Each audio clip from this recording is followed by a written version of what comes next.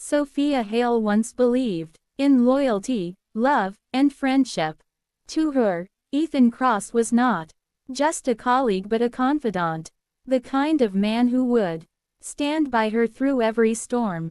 Together, they had built the marketing firm, Vision Edge, from scratch, turning it into one of the most promising companies in New York.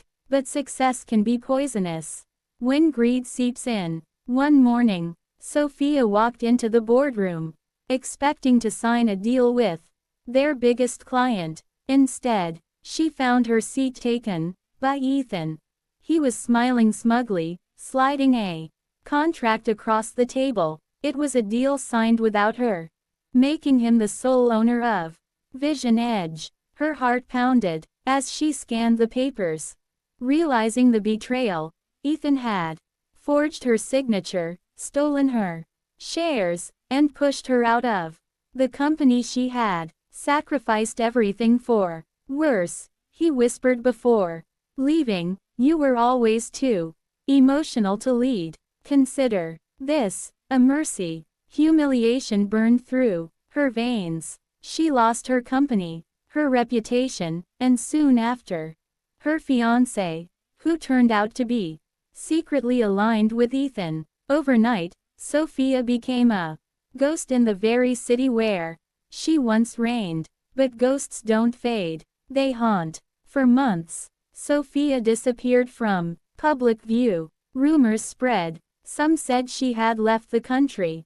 Others whispered she had gone insane. The truth, she was preparing, watching, learning every step Ethan took, every business move he made. Sophia tracked in silence. She worked at night under a different identity, building networks. In the shadows, hackers, private investigators, and even disgruntled former employees Ethan had wronged. Her plan was not fueled by rage alone. It was fueled by precision. 2 years later, Ethan Cross stood at the pinnacle of success. Vision Edge was now a global brand, and he was hailed as a business genius. Cameras followed his every move. Magazines printed his face on their covers. But beneath the empire, cracks were waiting to be split wide open. The first blow was subtle. A leaked document appeared online, an internal memo showing how Ethan bribed officials for contracts. At first, he dismissed it as fake.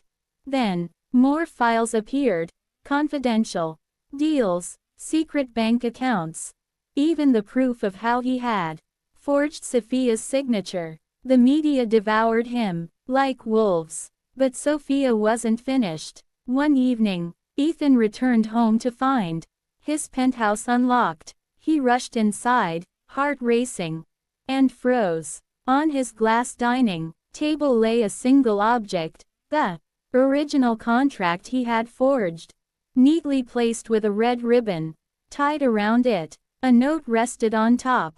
Everything you built was mine. Now it will be yours to lose. Panic consumed him. He tried calling his legal team, but his phones went dead.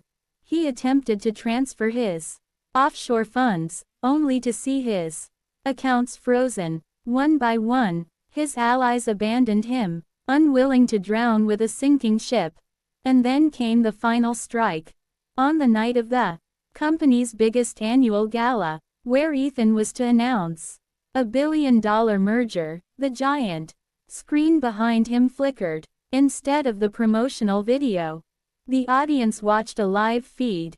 Ethan's private recorded conversations. They heard him mocking investors, ridiculing employees, and boasting about how he destroyed Sophia. Gasps filled the hall, followed by silence so heavy it suffocated him. In the center of the screen, a final image appeared. Sophia Hale, dressed in black, her cold eyes piercing through the camera. She spoke only one line. The shadows always remember. The crowd erupted in chaos. Investors stormed out. The merger collapsed. Security dragged Ethan away. Not to protect him, but to keep him from being attacked by furious employees who now realized the empire they had built was a house of lies. By morning, Ethan Cross was ruined, his company seized, his reputation shattered, his face plastered across headlines as the fraud of the century. Sophia watched from a distance, standing in the shadows of a quiet street. She didn't smile, didn't celebrate. Revenge wasn't about joy, it was about balance. Ethan had stolen her life, and she had returned the favor. As the sun rose, she whispered to herself, "Now, we're even." And with that, she disappeared once more, leaving only the whispers of retribution behind her.